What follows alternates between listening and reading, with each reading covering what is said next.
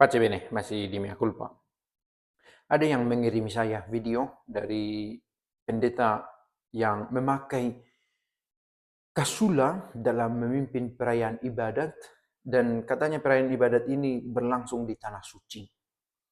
Nah, lalu pertanyaan-pertanyaan muncul, bisakah begitu pastor? Apakah pendeta sudah memakai kasula?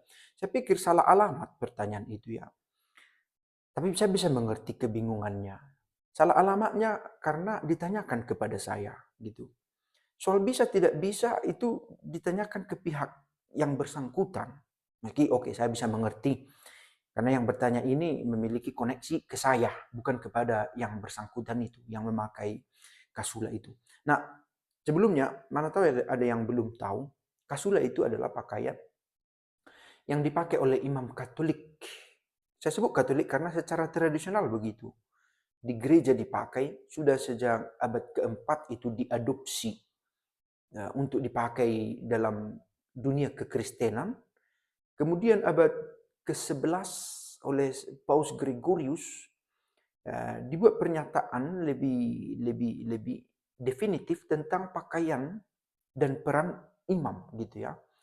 Nah, dan dalam perjalanan waktu di abad pertengahan abad 16 di Konsili Trente dipertegas juga tentang liturgi dan bagaimana berubah kasula itu sedikit lebih kecil menjadi seperti perisai. Lalu di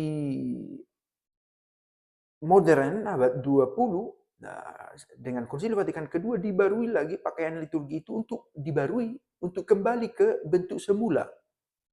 Berbentuk lingkaran, tanpa lengan, tanpa jahitan yang istimewa, lekak-lekuk yang istimewa, bolong di tengahnya dan dimasukkan begitu saja ke kepala dan menjadi jubah di luar gitu ya. Nah, ini bukan pertama sekali terjadi. Dan ini bukan satu-satunya unsur dari tradisi gereja yang dipakai di komunitas-komunitas lain. Nah, lalu mau apa dengan ini? Satu hal tadi saya pikirkan, apa sebenarnya makna dari kasula ini? Yang kedua, kalau begitu, kalau benda-benda macam ini ternyata bisa dipakai di luar gereja, apa yang dimiliki oleh seorang Katolik yang sesuatu yang lebih dalam, sesuatu yang lebih khas dari dia yang tidak bisa dikopi, yang tidak bisa diambil begitu saja, gitu ya. Yang pertama, kasula ini melambangkan pelayanan, melambangkan perlindungan Kristus yang nyata dan kehadirannya yang nyata dalam perayaan Ekaristi yang ditunjukkan dalam kehadiran imam di sana. Gitu ya. Nah, ini perbedaan yang sebenarnya bisa dilihat dalam teologi imamat tentang peran pastor dalam gereja Katolik dengan pendeta di Protestantisme. Pendeta itu menekankan priesthood for all the believers. Imamat yang dimiliki oleh setiap orang beriman. Gitu ya. Tetapi dia berperan sebagai orang yang mewartakan Injil itu, memberitahukan kabar baik itu tentang Kristus, dan menggembalakan kawanan ini.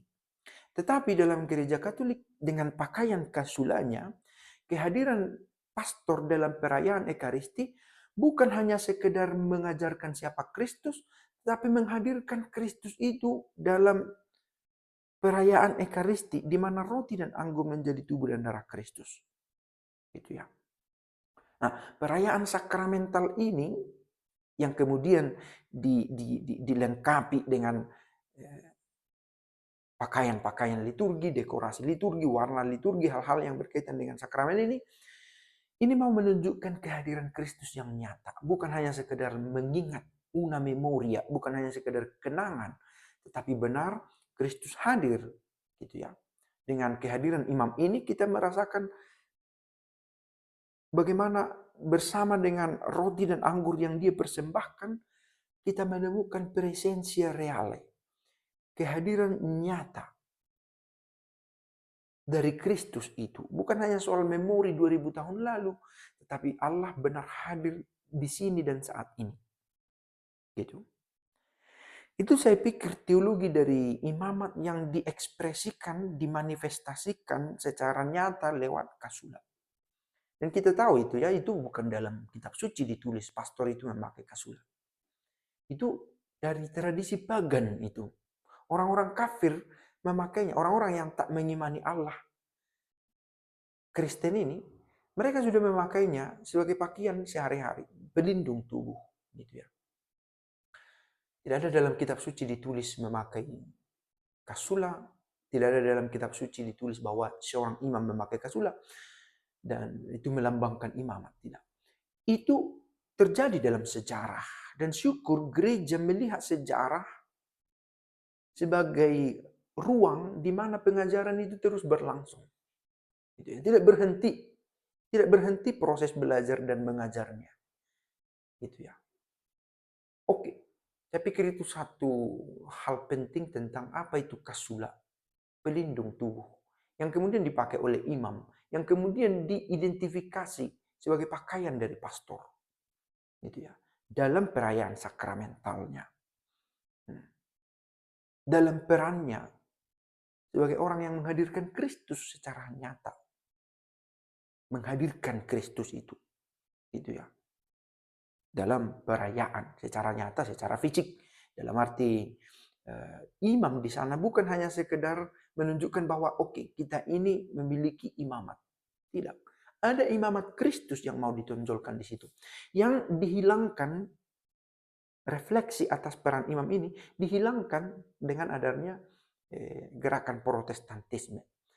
Ada yang hilang dari peran seorang pastor ketika konsep protestantisme ini hadir. Yang mereka sebut sebagai pembaruan itu sebenarnya menghilangkan beberapa poin dari refleksi atas imam itu. Oke. Lalu apa lagi yang kita miliki gitu ya? Kasula sudah,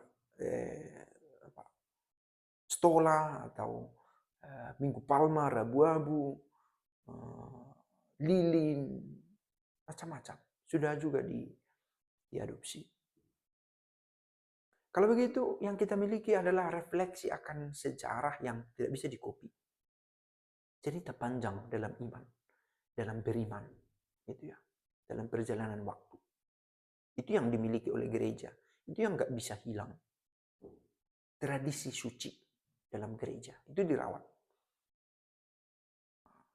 Semoga iman kita makin diteguhkan, bukannya malah semakin dibuat bingung, gitu ya. Dan tahan dirimu dari berbagai komentar-komentar yang bisa mengundang, bisa membuat risiko yang lebih besar, keburukan lebih buruk. Ciao, selamat berakhir pekan.